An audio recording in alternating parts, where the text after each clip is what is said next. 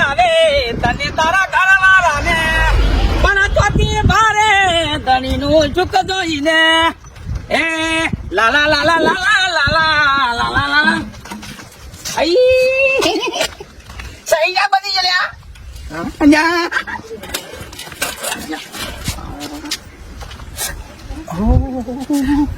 મારા તારા જેવું દેખાવું છે આવું દોડું પાટું કેવાય રેલવે ના આ તો બીજું પાટું કેવાય આવી લાયો પણ ત્યારે હું આબુ જાય ને આબુ જાય પણ પાછા